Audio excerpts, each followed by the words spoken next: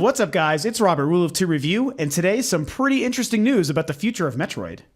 Okay, so today is a pretty big day because I have a lot of Metroid goodness that I get to talk about. For some reason, only recently on my videos have I actually had reasons to bring up that I am the biggest, most diehard Metroid fan of all time. That is my thing. That is my jam. It hasn't really come up on any videos for some reason, but Metroid Prime stands as my personal favorite game of all time. I'm a huge fan of every game in the series. I've been going through a Metroid Fusion walkthrough on the channel as well because Game Boy Advance games, of course, just launched for the Wii U's Virtual Console. And to mark the launch of that, one of the biggest games that they did release in that first week was Metroid Fusion. A really excellent game. Was kind of the first step of adding some really, really deep lore to the Metroid series, the Metroid story, the mythos and pathos of Samus's character. And it's been really cool to kind of relive it, on the Wii U, on the Virtual Console, and do some recording and footage and some playthroughs and stuff. People seem to like that. It's giving me a reason to talk about a lot of Metroid. And now today, there's been another really cool piece of news that is also giving me more of a reason to talk about Metroid, though not in the way you might think.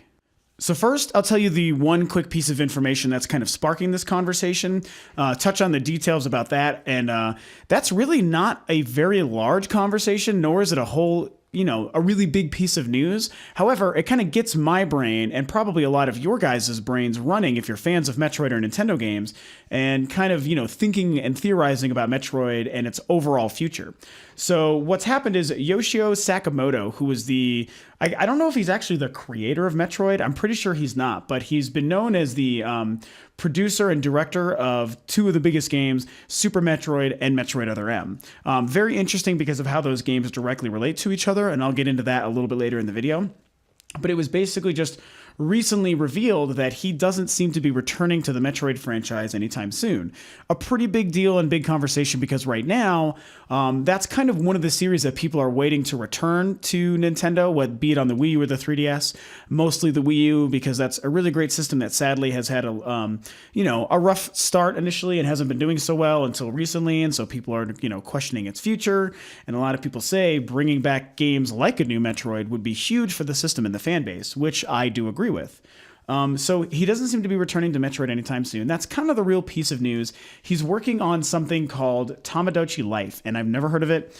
He has some interesting quotes here, and there's really he's trying to do something in the sense of bring new entertainment, new forms of entertainment, new forms of emotions and stuff to gaming and to gamers. The only quote that I really want to read that seems to be indicative of this, that I think seems like an interesting way to kind of get across what it is he's doing, is he says this. He says, "This might be indirect, but if we can make new types of games for gamers to enjoy for the first time through this game, Tomodachi Life, then they might eventually become interested in the more conventional games. I would like to challenge myself to do that." So before I get deep into the Metroid thing, to me, what that says that Sakamoto's trying to do is he's working on this game, Tomodachi Life. It's a very Japanese sounding title. That's probably why I've never heard of it. I don't know if it's planned for a Western release or what the deal with it is, but it, probably is some quirky, cutesy kind of game that is a very Japanese centric, type of experience, because there's a very specific type of game that is very popular in those regions. And, probably some sort of connection to yourself, the player, the characters, the world that might be, semi-emotional. Like you said, he wants to invest in new emotions that he can bring to gaming. Probably something to further capture more casual gamers, people that haven't been gaming for a long time, and sort of bring them into the mold and slowly introduce them to a lot of the mechanics and, experiences that are relevant to the more, hardcore games, the games that you and I like to play and that we get excited about, such as a Metroid game and that whole franchise. So to me, that seems to be what he's doing. There was some other quotes here, and I'll link them below, that kind of give you a better idea of what it is he's talking about and trying to do. Ultimately, he's not really too concerned about a very serious, mature, or hardcore type of gaming experience. He's worried about doing this Tomodachi Life game and maybe using that to find different ways to become a conduit for non-gamers to get interested in regular games. So, that's not really exciting for you or me to think about. However, it is actually kind of a cool thing. I appreciate what he's trying to do there, so I find that kind of interesting. First and foremost, again, what does that tell us? He's not coming back to Metroid. Again, he made Super Metroid and Metroid Other M, and Super Metroid is one of the pinnacle game. That's a flower thing. It's a pinnacle gaming achievement for that time, the early mid-90s, 1994 release on the Super Nintendo, and, has topped many best games of all time. Prime's list, a lot of people's favorite game, one of my very, very top 5. It's an amazing game. And he did that. He changed games when he made that game back in 1994. And Other M was another big step in a lot of ways. And so we know he's not going to come back to Metroid for this. But, of course, that does make you wonder, where could Metroid go from here? So as a Metroid superfan, this gets my brain jumbling and my nerd senses tingling big time. Obviously, I am anxiously and eagerly awaiting for the return of Metroid, be it on the Wii U, the 3DS, or both. Just even knowing I'm going to get Samus, and now recently introduced Zero Suit Samus for Smash Brothers coming out. Oh my god, I'm so pumped for that. I've changed all my phone and PC background wallpapers and everything I know to that Zero Suit Samus stuff. Like, I'm seriously crapping my pants with excitement for that. Both because it's going to be awesome for Smash Brothers, and also because I'm such a Metroid fan and I want it in any way, shape, or form. So I'm excited for that. Now, Metroid is interesting in the sense that it is one of the certainly bigger, more popular series amongst all gaming, and it's one of Nintendo's most well-known and successful franchises for sure, and very, very beloved. But even when successful, it's not the kind of game that really does the kind of numbers that like Mario and Smash Brothers and Mario Kart games kind of do from Nintendo's first party stuff. But what it does do is it does a lot of things, especially in this current stage with how the Wii U is only slowly starting to develop, is it lets people know what kind of games are available on the system that are hardcore, darker, more mature, that aren't just these, regular but still awesome games like Mario Kart and Mario 3D World and things like that. There's a very specific kind of audience that the Metroid series attracts and could attract going forward for a brand new, powerful next-gen HD hardware. To have a Metroid game come out that could be like another Prime game or a different first-person game or some sort of crazy third-person, it would just be awesome for making the regular hardcore fan base understand what the Wii U really is capable of and what kind of games are going to be coming to it. So that's kind of Metroid in a nutshell. It's mostly been one of the best reviewed series of all time. Of course, Metroid Other M was a very divisive, specific kind of game, so that's where it gets a little bit tricky. Now, I loved the game, obviously. I think that game was fantastic. It was everything I was hoping to get out of it at the time. And here's also where Metroid Other M is interesting. When you think about Sakamoto, and like I said, the fact that he made both Super Metroid and Metroid Other M, something that I think a lot of gamers and Metroid fans might not even know, and I've been talking about this on my Metroid walkthrough, so I'll link that below too. Please check it out, my Metroid Fusion walkthrough. Super Metroid and Metroid Other M and Metroid Fusion are all part of the same lineage, the same part of the Metroid timeline overall. The three of them encompass the 3 final stories chronologically of the Metroid franchise based on every game that's released. First Metroid, Metroid 2, the 3 Prime games, all that stuff take place earlier in the first half of the timeline. And then after Corruption, Metroid Prime 3 Corruption, you then are followed by Super Metroid, way down the road. And then immediately after Super Metroid, Metroid Other M takes place. Again, a lot of people don't know this, which is weird because Other M does open with the CG recreation of the climactic battle with Samus and Mother Brain at the end of Super Metroid. So it's Super Metroid right into Other M, where she deals with Adam Malkovich. And then, of course, that game also segues right into Metroid Fusion. So those 3 games take place right one after another, leading into each other, with Metroid Fusion, a Game Boy Advance release from 2002 that released the same day and date as Metroid Prime, the first one. Metroid Fusion is chronologically the last Metroid in the series. So that's those games. That's how Metroid Other M and Super Metroid relate. And that's why there are more similarities than people want to admit between Super Metroid and Metroid Other M, because they were made by the same guy, Yoshio Sakamoto. Those were his babies. And I think Other M was a fantastic game. Even though I recognize some people had faults with it, which I think is too bad ultimately. So what's really fun to think about, and with this whole news story, 9 minutes in, I get to talk about this now, is what Metroid could and should do going forward. And I have tons of ideas and theories about that overall. One of the first things people want to think about, this is kind of just this is sort of like the default gut reaction for people when thinking about a new Metroid game, is Metroid Prime 4, preferably made by Retro Studios.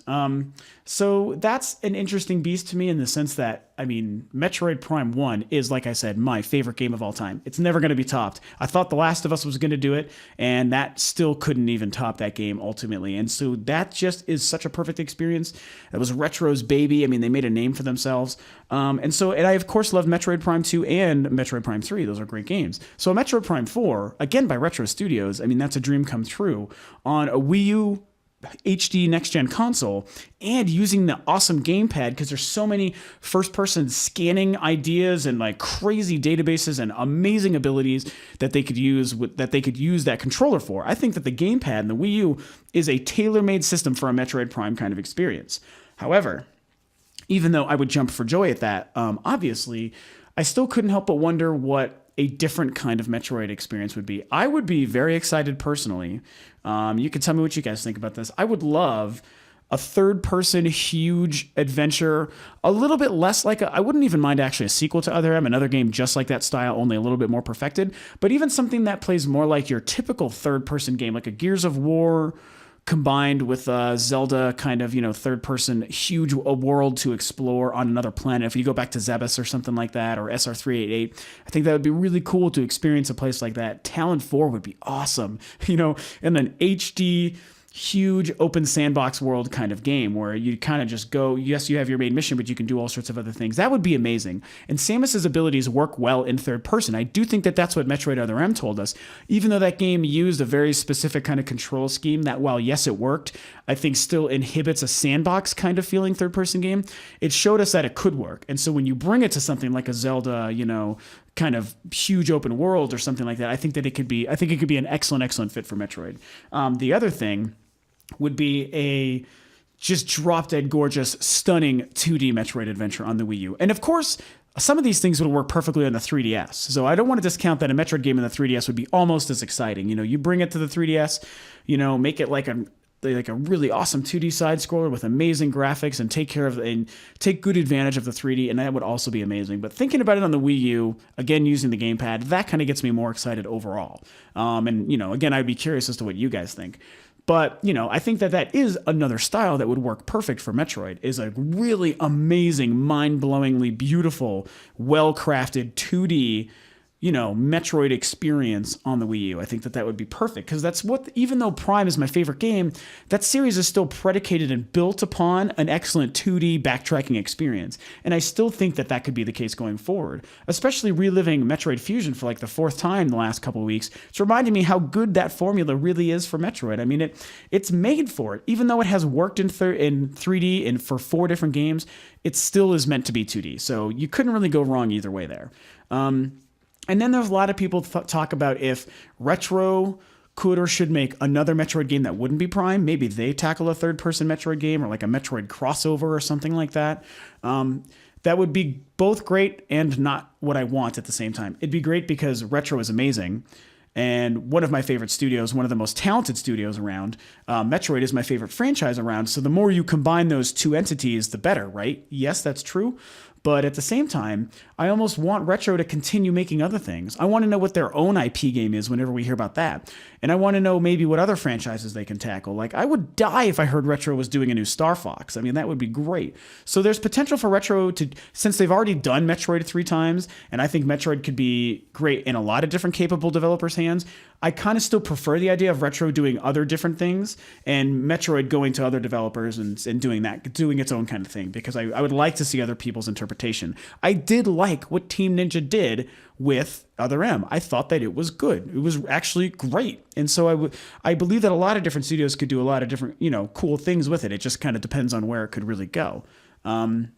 So I don't know. I guess that's kind of it. The other thing is where in the timeline it would fit, what kind of Samus adventure and story we'd be getting. I'm getting to the point where, having played Other M a few times over the last few years and now reliving Metroid Fusion, reminding myself that those two games, and if you haven't played those games in a while or haven't played them at all, you need to seek them out and try it, because this might be something you're not really familiar with or used to with Metroid. But those two games infuse a lot of character and depth and emotion to Samus, and a lot of deep-seated character development for the Metroid franchise that we just had never seen before. Those two games specifically, and again, they do lead one into another from Other M right into Fusion, and Adam Malkovich plays such a core entity, a core role in those two games, and in Samus's life. I almost called her Metroid, dear God. And in Samus's life, experiencing those two games. And so, thinking about how I'd want a Metroid game to go forward, I'm really enjoying, experiencing this side of the Metroid universe and not making it just a blank canvas of an awesome bounty hunter that is Samus, just going through these levels and these corridors, just devastating everything and getting new upgrades.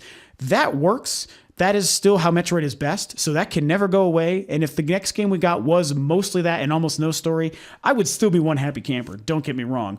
But like I said, I'm enjoying this stuff. I want to find out more about Samus. I don't want to actually discount Corruption, because actually Corruption did a lot with her character as well. And so, taking into account what those few games have put in place, the foundation of that, I like the idea of that continuing with the Metroid series going forward, at least into the next game or two. It would be amazing if we found out at this E3 that we have a new Metroid coming.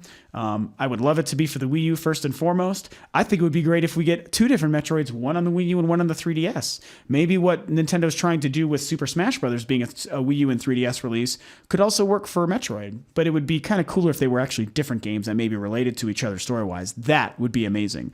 There's a lot of potential for that there, Nintendo, so I really hope you do something with it.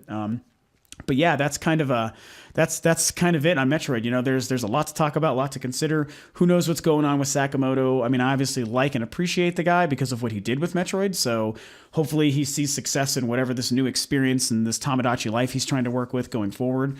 But yeah, knowing he's not going to come back to Metroid, the real question is really what will happen with Metroid. Alrighty guys, well that's it for the Metroid and Sakamoto news for today. Always love a reason to be able to talk for almost 20 minutes straight about Metroid. I wish I got to do that more on my videos and on my channel. But either way, it's pretty interesting stuff, and I feel pretty good that we'll hopefully get some Metroid coming soon. So of course, if you like what I'm doing and you like the channel here at Rule of Two Review, then you should please feel free to subscribe to the channel, which helps us out big time. You can like and share the video, and like and share your comments and your thoughts about Metroid, the best game series ever, below. And thanks for tuning in, guys. Of course, I will catch you next time.